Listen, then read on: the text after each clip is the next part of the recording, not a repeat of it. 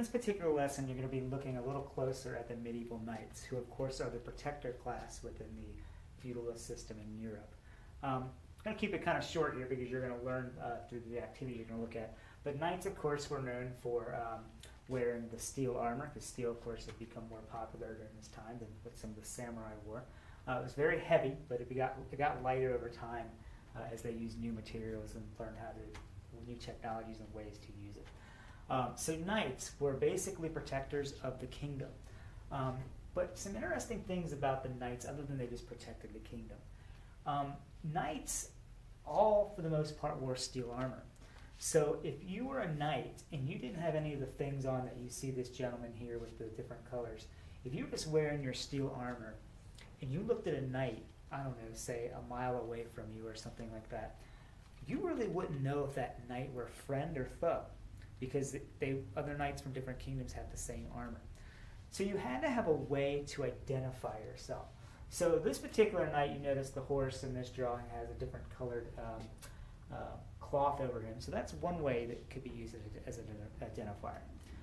Another way that you could be identified as a knight, and this leads into one of the activities you're going to do for this particular activity, is a coat of arms. So a coat of arms basically, a lot of times is on the shield of the knight.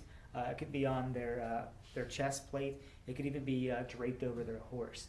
But basically it was a symbol that told people who you were. It didn't just tell you what kingdom you came from, but actually at times told you a little bit about the person or something about their past, their history as a knight. So they would decorate these with different symbols. You probably can't see this list in the video, but you're going to see it when you do this activity. Different symbols meant different things. For example, a falcon or a hawk meant that you're somebody who's eager. Or if you had an axe, it meant that you're dutiful, which means you work hard. If you had a scepter, it represents justice, so that might be something that represents you. Elk or deer represents peace or harmony. Different things that you might believe in. Different colors, different symbols, different things meant different things about you.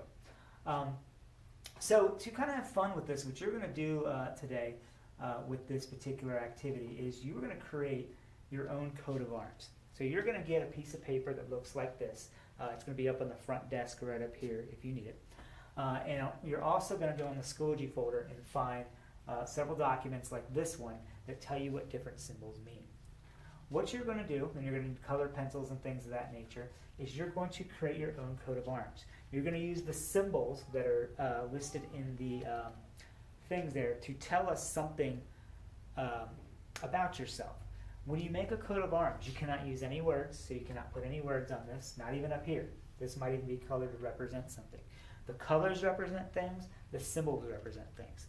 What I want you to do on your coat of arms is I want it to show at least 5 things about yourself. There's 2 approaches to this. Some people have used the 4 sections separately, including that one as a 5th, and done 5 separate things that way. Some people have chosen to be more artistic and kind of mix it in between and almost pretend that these lines are not there, that it's just one big shield with representations all over it. Whatever you choose is up to you. We'll do an interesting activity if we have time with this towards the end of the unit, where we'll see if some people kind of identify you in this classroom based on the shield that you created without knowing who actually wrote it. So with that said, please don't put your name on the front of it. Put your name on the back of it when you're done. So have fun with it and create your own personal coat of arms, which again is what a knight would have used to identify himself during the Middle Ages.